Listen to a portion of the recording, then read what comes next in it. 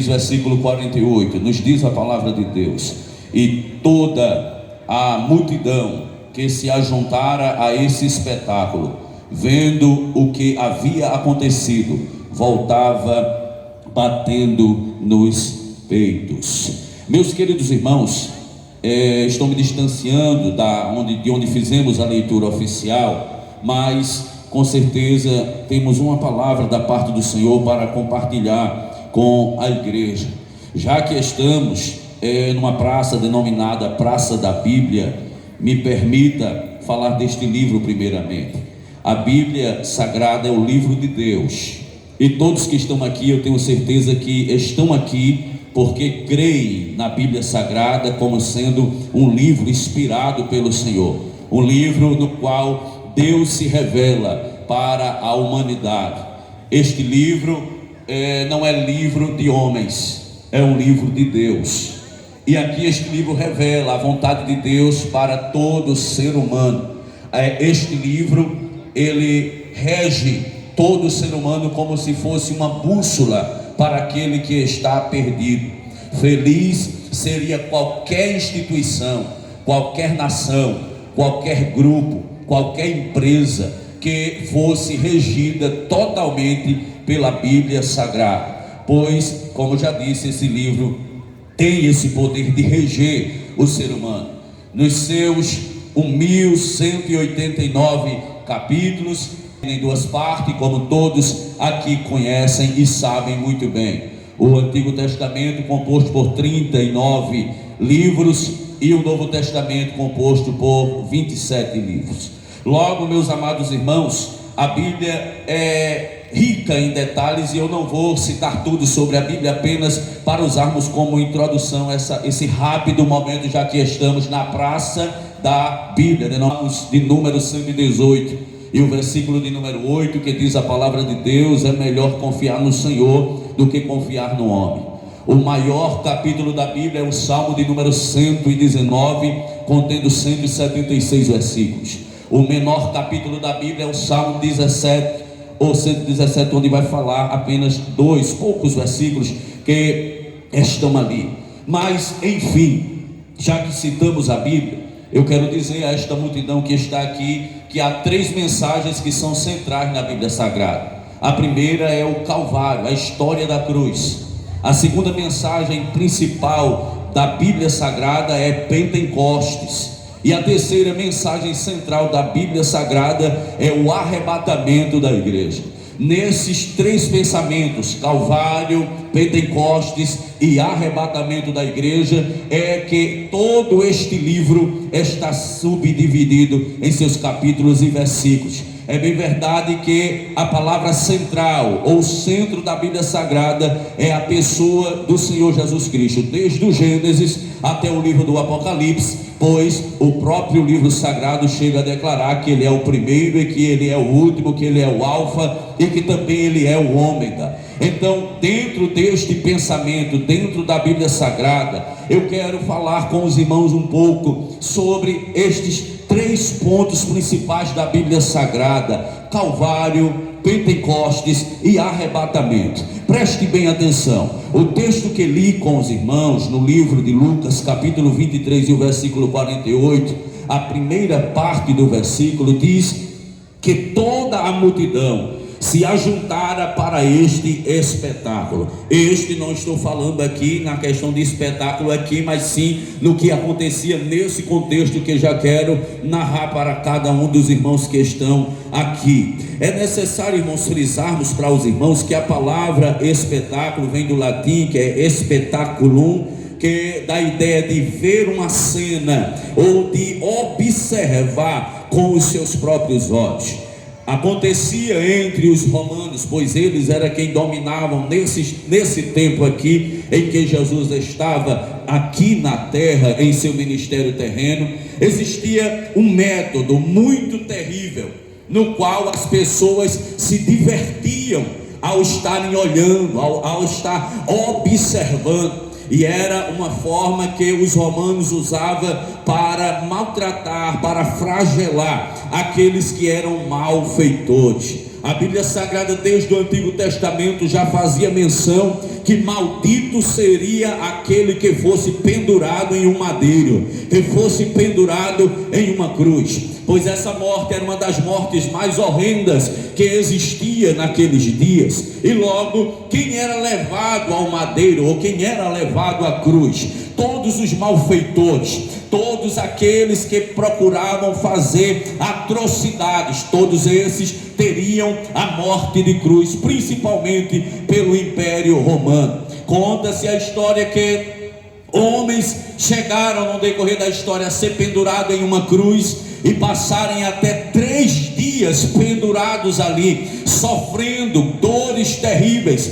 e o povo simplesmente, como uma grande multidão, via aquilo como um espetáculo, olhavam e até batiam nos peitos com lamento, com tristeza, com dor, mas não deixavam de assistir aqueles que estavam pendurados naqueles madeiros ou naquelas cruzes que existiam naqueles dias. Logo, a expressão espetáculo dá a ideia aqui de um momento onde as pessoas vão olhar o sofrimento de alguém para se divertir, para se alegrar simplesmente com a tristeza de alguém ou com a agonia de alguém. Era um espetáculo entre os romanos. No entanto, o texto de Lucas aqui vai falar de um acontecimento como esse que foi citado, que era um espetáculo para a multidão, mas naquele dia eu posso dizer a você, aquele espetáculo foi um espetáculo diferente para quem assistiu, porque quem estava pendurado naquela cruz naquele dia, não foi alguém que matou a vida, pelo contrário, ele deu a vida.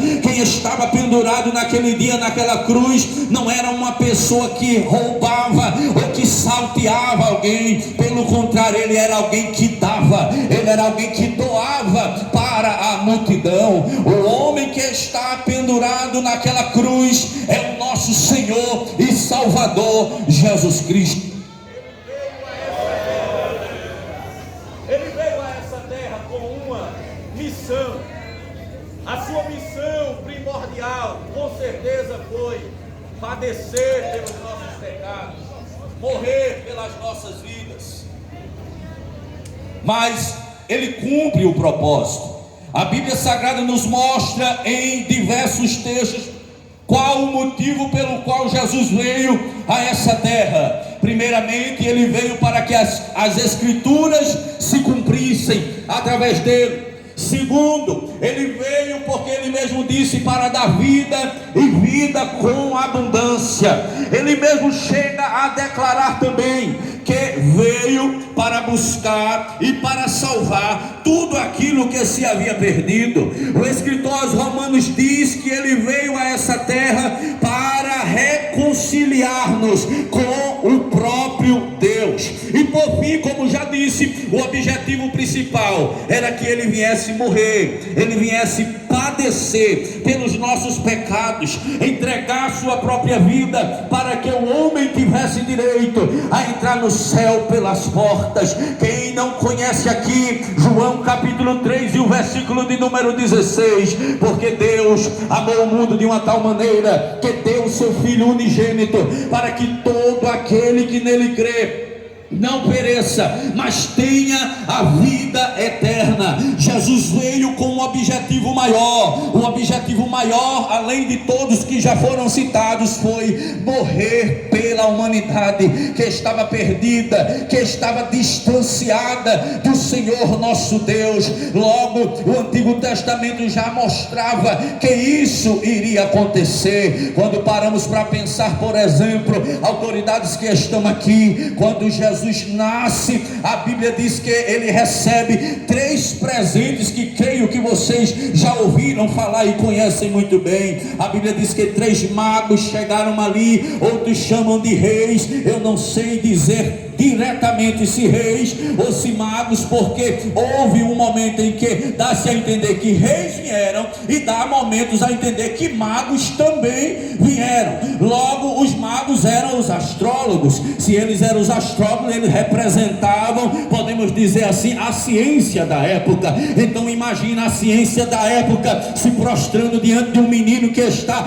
na manjedoura, reconhecendo que ele é Senhor sobre a própria ciência. Imagina, talvez, se eram reis, eram soberanos. Então eu posso dizer a vocês que os reis da terra se prostram diante do menino Jesus que está ali, também naquela manjedoura. E é necessário frisar os presentes que ele recebeu. Ele recebeu ouro, ele recebeu incenso, e ele também recebeu mirra. Preste bem atenção, os presentes representam também quem ele é. Se ele recebeu ouro, ele é um soberano, porque o presente dado a um soberano com certeza seria ouro. Se ele recebe incenso, ele está cumprindo, ou irá cumprir um ofício aqui nessa terra. Quem trabalhava com incenso era os sacerdotes. Logo, Jesus também é sacerdote. Por que não dizer, ele é sumo sacerdote, ele é sacerdote eterno,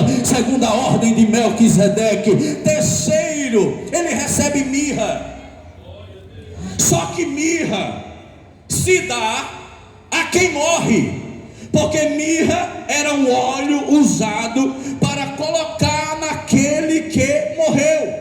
Logo, aqueles presentes mostravam que ele era rei, aquele presente mostrava que ele era sacerdote, mas que também ele veio com uma missão. Ele veio para morrer, ele veio para padecer. E nós vamos contemplar isso, por exemplo, depois, no finalzinho de 3 anos e 6 meses, quando ele cumpre o seu ministério aqui. Ele abriu os olhos do cego, ele alimentou os famintos, ele ajudou quem estava cansado, ele abraçou as prostitutas, ele salvou o ladrão, ele multiplicou pão, ele multiplicou peixe, ele ressuscitou vidas, como todos aqui conhecem. Jesus revolucionou a história da humanidade de uma maneira tão grande que até hoje a história está dividida em 2 partes: antes de Cristo e depois de Cristo. Ele mudou a história de toda a humanidade. A Bíblia nos diz que na última semana que Jesus iria passar aqui nessa terra, para então cumprir o sacrifício vicário,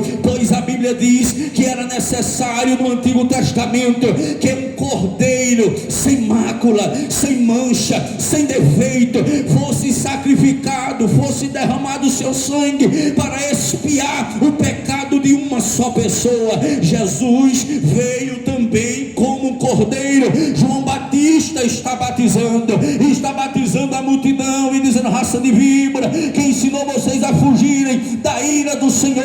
Mas de repente, quando João Batista está batizando as pessoas que estão ali, lá vem Jesus descendo em direção a João Batista. E quando Jesus vem vindo em direção, ele não chama Jesus de cobra, ele não chama Jesus de serpente, ele não chama Jesus de lobo e nem tampouco de raposa, como estava chamando os demais. Ele para no meio da multidão, creio, estira o braço e aponta para Jesus, dizendo: eis o Cordeiro de Deus que tira o pecado do mundo, que perdoa o pecado do mundo, que restaura a vida do ser humano.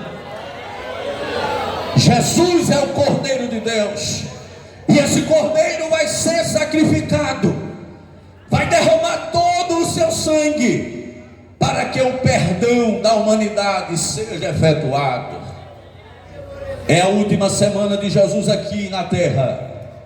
Numa segunda, é quinta-feira, Jesus passa o dia ensinando a palavra. Jesus passa o dia com os seus discípulos, e ele dá uma missão aos discípulos de prepararem-se, porque haveria a Santa Ceia, porque a Páscoa estava chegando. É quinta-feira à noite, Jesus está reunido com os seus discípulos em uma mesa em forma de U, com 20 centímetros de altura, todos assentados sobre a almofada. E Jesus ali agora vai estar dando o pão, dando o vinho, e eles vão estar participando daquela ceia. É ali que Jesus revela que alguém vai trair, e ele diz: é aquele que pegar comigo no prato, ou pegar do prato. Judas se manifesta, logo sai. Dali por diante, Jesus agora vai dar início àquilo que verdadeiramente ele veio fazer nessa terra, que foi morrer pela minha vida e pela tua vida. Diz a palavra do Senhor que ele se levanta, canta um hino com os seus discípulos e parte para um monte das oliveiras. No monte das oliveiras tinha um jardim chamado de jardim Getsemane, e Jesus costumava ir a este lugar para orar. Só que neste dia vai ser diferente. Judas já saiu para o trair. Jesus fica na companhia de 11 discípulos. Jesus desce, sai de Jerusalém. Quando chega no ribeiro de Cedron, Jesus deixa 8 discípulos, atravessa o ribeiro de Cedron com mais 3 discípulos e começa a orar no Monte das Oliveiras, ou no jardim Getsemane. Quando Jesus está orando com os discípulos, ele deixa novamente o discípulo e agora se distancia 30 metros e começa a orar sozinho. Jesus está em agonia, Jesus está em um abatimento moral terrível. Jesus começa agora a orar ao Pai, dizendo: Pai, se possível for, passa de mim este cálice, mas todavia não seja feito como eu quero, mas seja feito conforme a tua vontade. Jesus está orando em grande agonia, porque ele é homem, porque ele sente dor.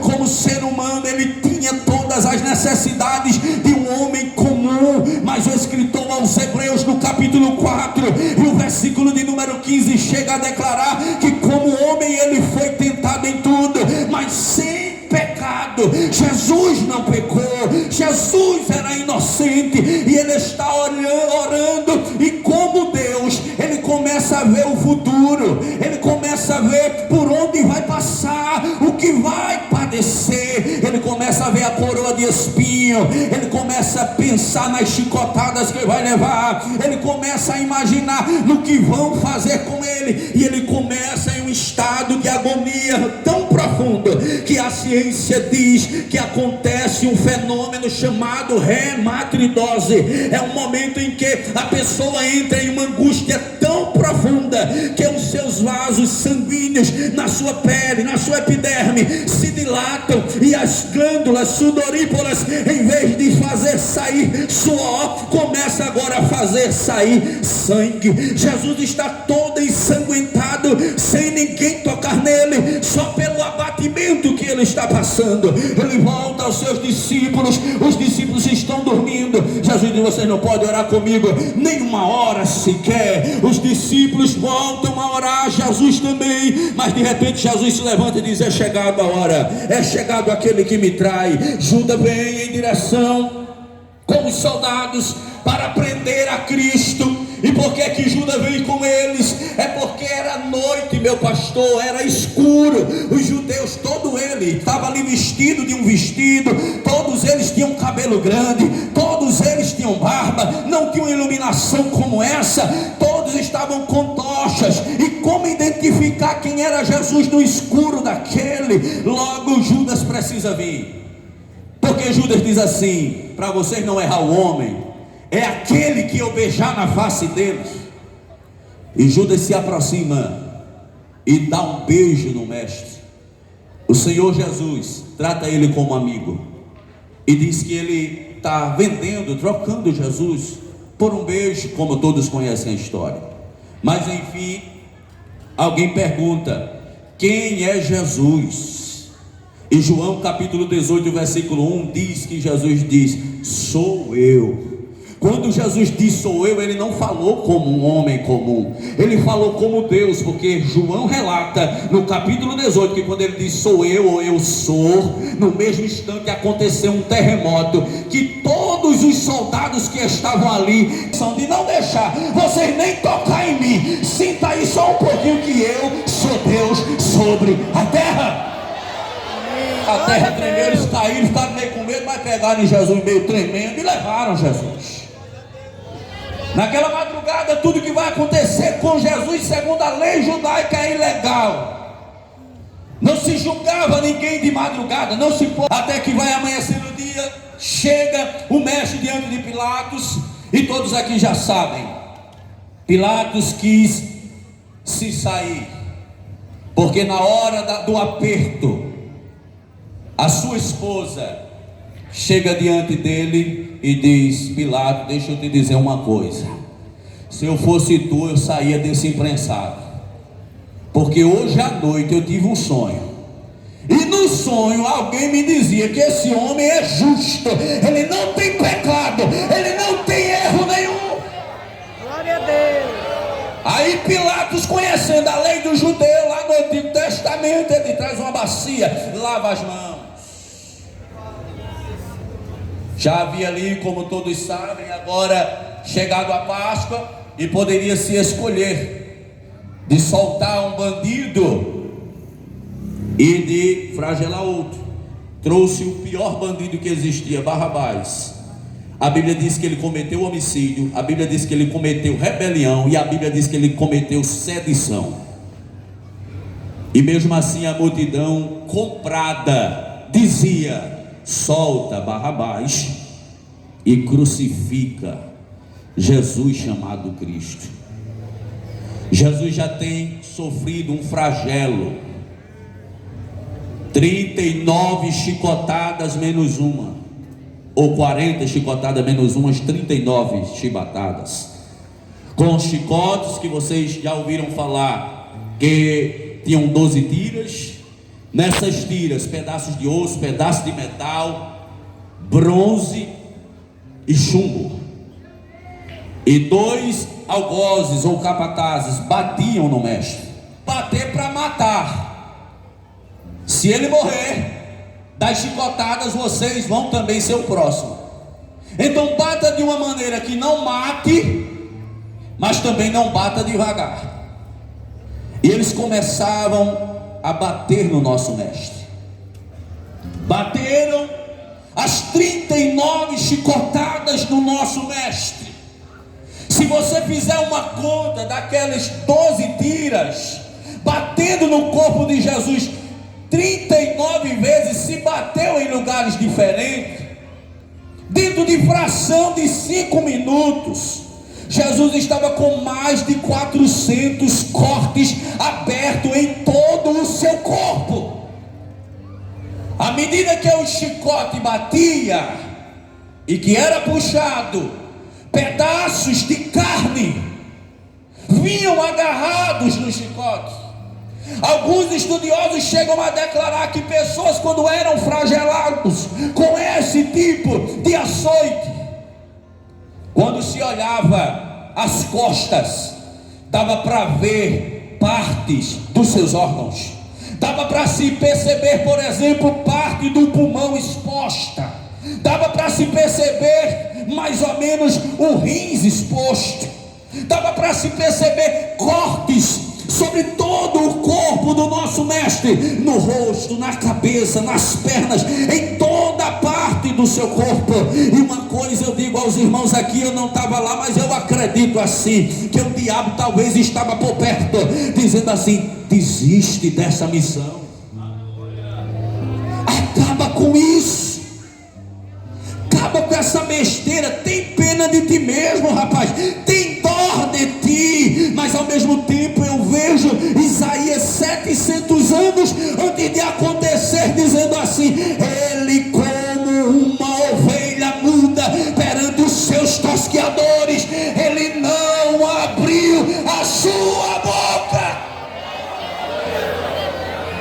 Era o diabo dizendo: desiste. É só tu dizer assim: eu quero desistir, eu quero parar. Mas eu imagino Jesus com a boca fechada e como ovelha, só gemendo e fazendo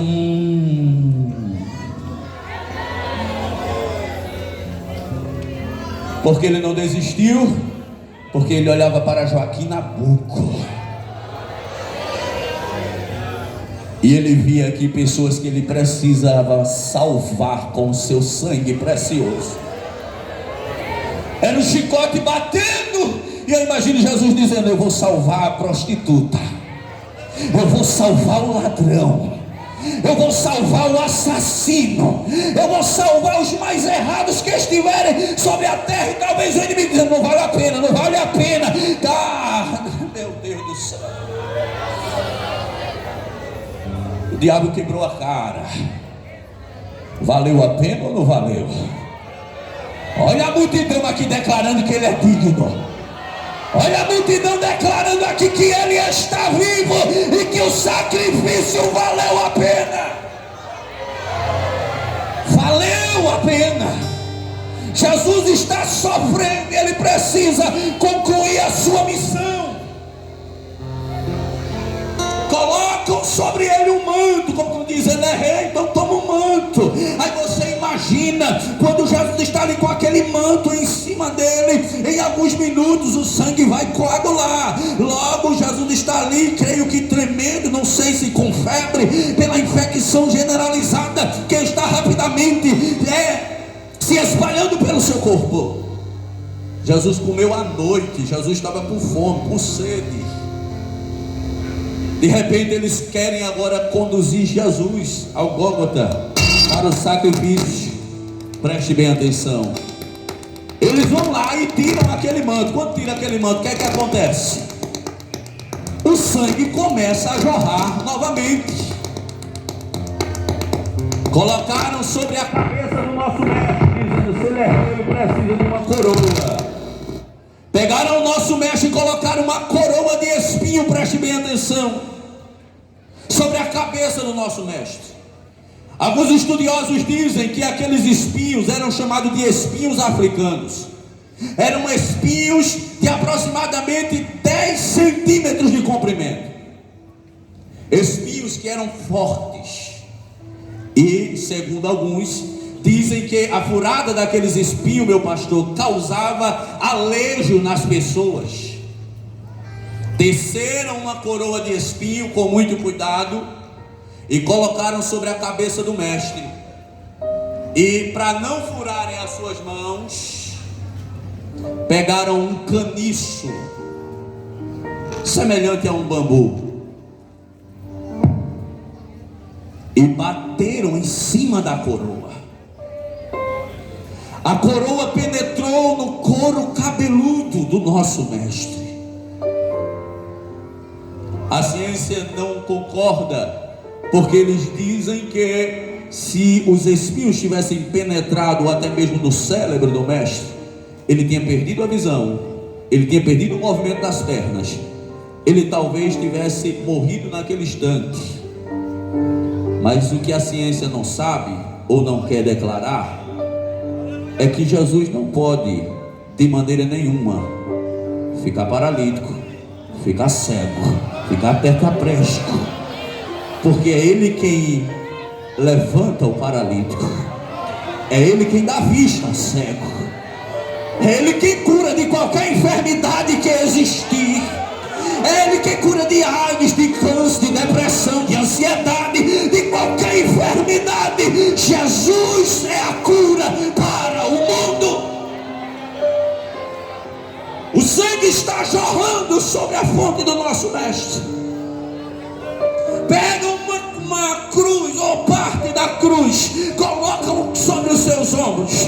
Não imagine uma cruz lixada, envernizada, toda pintadinha, como no espetáculo que fazem por aí. Imagine-se um tronco de árvore, crespo, grosso, cheio de flecas, entrando dentro dos cortes que estão nas costas do nosso mestre.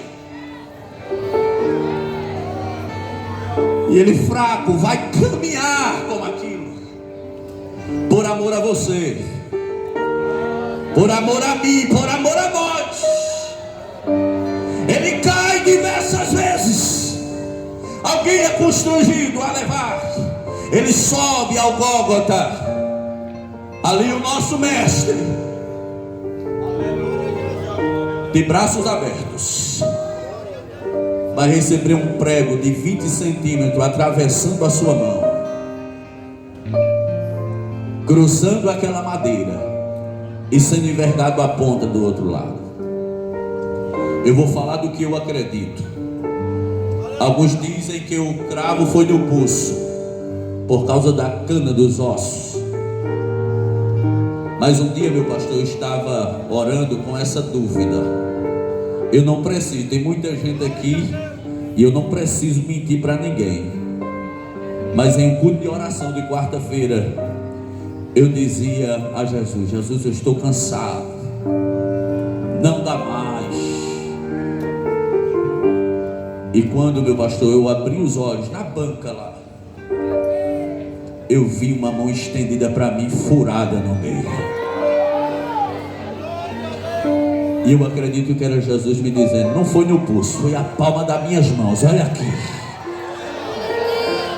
Furaram as mãos do meu mestre, do teu mestre. Juntaram os seus pés e em cima dos pés também cravaram o prego. Levantaram aquela cruz e o espetáculo começa para quem gosta. Está pendurado o Salvador da humanidade de braços abertos. Alguém zombando, alguém criticando, alguém balançando a cabeça, alguém desprezando e dizendo: para que isso? Desce da cruz, desce da cruz, desce da cruz. Tentaram de várias maneiras para que ele descesse, mas ele foi até o fim. Eu abro parênteses para dizer a você aqui que chegou nesse trabalho pensando em desistir, pensando em parar, pensando em retroceder, pensando em largar a cruz. Eu quero te dizer: Jesus não abriu mão da cruz. Jesus cumpriu a missão, Jesus cumpriu o chamado. Feche os teus olhos por um momento e pensa comigo. Dá para você imaginar a cena: um justo pendurado na cruz. A cruz era para você, a cruz era para mim.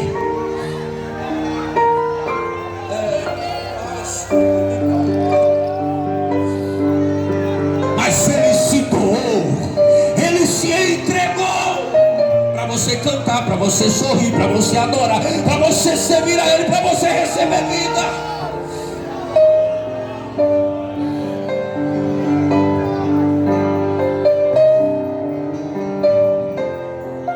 Você imaginar meio-dia, um sol quente, e Jesus diz assim: eu tenho sede. Eu vou te contar algo aqui que talvez ninguém nunca te contou. Os soldados romanos, eles iam a um bueiro. A arqueologia descobriu agora um lugar semelhante a esse aqui. Pode procurar na arqueologia, talvez na internet você encontre. E um lugar semelhante a esse assim foi encontrado, onde os soldados romanos, eles faziam as suas necessidades fisiológicas descaradamente, olhando um para o outro. E eles eram tão imundos que ali existia uma vasilha com água, e existia ali uma esponja na qual eles se limpavam depois de fazer as suas necessidades fisiológicas. Tudo indica que foi uma esponja como essa que pegaram ali depois de ter sido usado por muitas pessoas, colocaram em uma cana ou em um caniço, e quando Jesus diz tenho sede, eles pegam vinagre, fel, colocam naquela esponja e espremem na boca do teu Jesus. É lógico, Jesus fecha a boca para não tomar. O fel com vinagre desce sobre o corpo de Jesus, dentro de todos os cortes que estão ali. Dá para você imaginar vinagre e fel passando em cortes que estão abertos sobre o corpo. Jesus está cansado, está debilitado, ele precisa fazer força no prego dos pés para se esticar e respirar com os pulmões, porque a morte era por asfixia ali na cruz. Toda vez que Jesus precisa respirar, ele faz força nos pregos que está nas mãos, nos pés. Respira e descansa. Respira e descansa. Jesus poderia amaldiçoar o povo, mas a primeira frase que ele vai dizer na cruz é: Pai, perdoa-lhes porque eles não sabem o que fazem. Jesus está sentindo dores terríveis. Aquela posição fazia com que o nervo ciático do corpo produzissem dores constantes sobre todo o corpo de Jesus. Ele é tão bom que ele salva até na última hora. A segunda frase que ele vai dizer é um malfeitor que está do seu lado direito, que olha para ele e diz assim: mestre, quando tu estiver no teu reino, te lembra de mim. Ele olha para ele e diz: ainda hoje você vai estar comigo no paraíso. Jesus salvou o malfeitor na última hora. Jesus vai falar algumas frases, não vou falar, o tempo já pede para parar. Mas a última frase, as últimas frases que Jesus vai dizer, primeira das últimas frases é: Pai, está consumado. Ele estava dizendo: a missão que eu vim fazer, eu cumpri. E a última frase dita por Jesus foi: em tua mão entrego o meu espírito. Eu imagino a cabeça do nosso mestre se abaixando. Vieram com uma marreta, porque era assim que se fazia. Quebraram a perna do ladrão da esquerda, porque assim ele não tinha como fazer força e morreria mais rápido. O da esquerda da mesma maneira. E quando foram quebrar a de Jesus, o soldado desistiu, para se cumprir que o cordeiro tinha que ser sem nenhum defeito, sem nenhum osso quebrado, perfeito, sacrifício perfeito. O corpo ali aponta para a igreja, meu pastor. A cabeça é Cristo, mas o corpo de Cristo é a igreja. E eu quero dizer algo bem forte que está no meu coração aqui. Podem perseguir a igreja, podem cortar a igreja, podem ferir a igreja, podem até machucar a igreja, mas jamais vão conseguir quebrar o corpo da igreja. Fecha aqui, a igreja nasce ali. Fecha ali, a igreja nasce lá. Fecham aqui, a igreja nasce acolá. Não tem como parar a igreja. Jesus morre. E quando ele morre, agora quem vai pregar? Os discípulos se escondem. Está todo mundo com medo. Aí agora a natureza de tem nada não, Criador. Quem vai pregar é a gente agora. Aí a Bíblia diz que o sol parou de brilhar.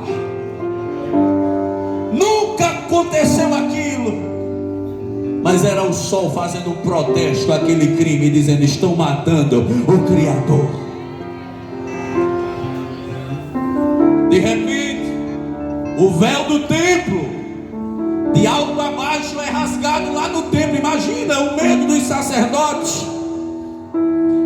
Um véu que tinha um palmo de largura e pesava 1 tonelada. Não tinha como rasgar. Mas a ordem do trono de Deus veio: rasgue-se. E como um papel, o véu foi rasgado de cima a baixo, mostrando que a porta estava aberta e que haveria acesso para todos que quisessem chegar diante do nosso Deus. A Bíblia diz que houve um terremoto e muitos que estavam mortos no pó da terra ressuscitaram, porque com a morte de Jesus a vida veio a quem estava morto. Por fim, como já disse, mortos ressuscitaram. Nosso Senhor foi colocado em uma sepultura. Já era o 3º dia, como todos sabem. Estou abreviando, já quero concluir. E quando alguns pensavam, como já foi dito aqui, que tudo estava perdido e que não tinha mais o que se fazer, Então algumas mulheres vão olhar o sepulcro e ver o que aconteceu. Nos diz a Bíblia, no Evangelho de João, capítulo de número 20, o 19 e o 20, que quando as mulheres chegaram ali, a pedra do sepulcro estava removida. E em cima da pedra, porque a pedra era o problema para as mulheres. Aí Deus, que é poderoso, tirou o problema, que é para as mulheres ficar animadas. Tirou o problema. E Deus, para mostrar que ainda é poderoso, botou um anjo sentado em cima, como quem diz assim: eu tiro o problema e sento acima do problema. Um ser reluzente, um anjo, está sentado sobre a pedra. E diz àquelas mulheres: por que vocês procuram dentre os mortos aquele que vive? Ele não está aqui, ele já ressuscitou. Venha ver aqui o lugar que ele estava. Quando olharam, Jesus não estava lá. O anjo diz assim: vai imediatamente e conta aos teus irmãos o que aconteceu e diga que vá para Galileia, porque ele vai aparecer a eles. Aí as mulheres vão correndo, mas Tomé está lá, irmão, Pedro está lá, os discípulos estão tudo meio agoniados, como quem diz assim: essas mulheres estão vendo é coisa, dizendo que viu o anjo. Aí, para não ficar dúvida nenhuma, quando as mulheres vão correndo aí no meio do jardim, Jesus aparece. Quando elas viram Jesus, lançaram-se aos pés dele, começaram a adorar. Aí Jesus disse: não temas, se levante agora, diga lá aos discípulos que eu estou vivo e que eles vão para Galileia, que eles vão me ver lá. Correram, avisaram a Pedro, a João, os demais que estavam ali. João capítulo 20 diz que Pedro e João saem correndo. Quando chega na porta do sepulcro, João é mais novo, meu pastor, do que Pedro. Pedro sai na carreira, chega na porta do sepulcro, porque ele quer ver, mas ele respeita a hierarquia, ele respeita o mais velho, ele respeita o líder. Aí ele fica na porta do sepulcro. Aí Pedro entra. Aí depois que Pedro entra, João entra também. Testificaram, Jesus não está lá. Mas o capítulo 20, versículo 6, não me falha a memória de João, diz que quando eles olharam, o lenço estava em um lugar à parte. E a Bíblia declara isso. Pedro e João entenderam imediatamente o que é que Jesus estava dizendo com aquele lenço em um lugar. Tinha duas ocasiões. Quando alguém estava se alimentando e pegava o lenço, dobrava e deixava no lugar visível à parte, o servo vinha para recolher a mesa, e quando chegava, via que o lenço ainda estava ali. Era que o Senhor estava dizendo: não retire as coisas agora, porque eu fui ali, mas já já eu volto. E a segunda era que um carpinteiro, quando trabalhava e ele queria dar por encerrado a obra daquele dia, ele pegava o lenço e colocava na entrada da carpintaria. E quando alguém chegava que via um lenço, entendia que o carpinteiro estava dizendo: está consumado, o que tinha de ser feito já foi feito. Aí eu acredito que Pedro e João estão entendendo na mesma hora o que o lenço está fazendo ali. Primeiro, Jesus está dizendo: Pedro e João, aquilo que eu vim fazer, eu já concretizei, já está terminado, já está feito. Segundo, eu acredito que João e Pedro estavam entendendo o que ele estava dizendo: eu vou ali, mas já já eu volto. Jesus fez uma promessa, ele foi, mas ele vai voltar. Ele vai voltar. Haverá um dia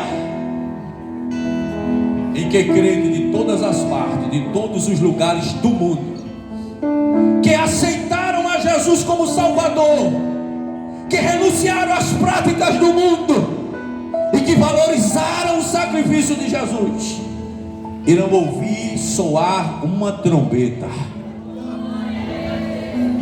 E quando essa trombeta soar, Os crentes da Paraíba, de Alagoas, Pernambuco, Joaquim Nabuco, Rio de Janeiro, São Paulo, Curitiba, Japão, China, seja de onde for, vai ouvir o soar de uma trombeta.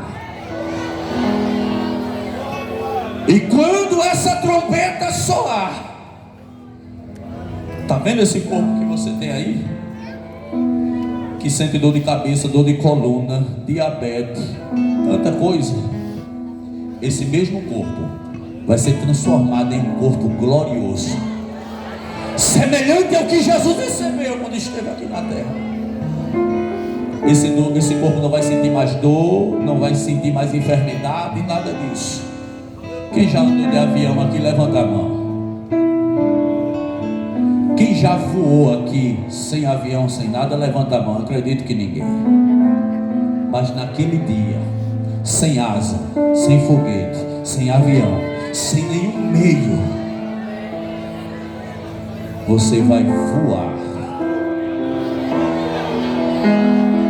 Como é que eu vou fazer essa viagem? Ele já te deu o passaporte já. Lá na cruz, Ele pagou a tua passagem. Tu vai voar, voar, voar, voar em um corpo glorioso. E eu quero te dizer mais, sem medo de errar, porque eu creio no que a palavra diz, que haverá um grande avivamento na terra antes do arrebatamento da igreja. Eu acredito, meu pastor, que todos crentes salvos em Jesus, tanto os que já são batizados com o Espírito Santo, como aqueles que ainda não são, naquele dia vão sair dessa terra como campainhas, balançando e fazendo barulho, falando em mistérios, falando em línguas estranhas. Sairemos a encontrar o Senhor nos ares. Vamos encontrar o Senhor nas nuvens, e assim como Ele é, nós o veremos. Aleluia. A terra entrará no período chamado de grande tribulação. Filhos que não quiseram aceitar Jesus vão dizer: cadê mamãe?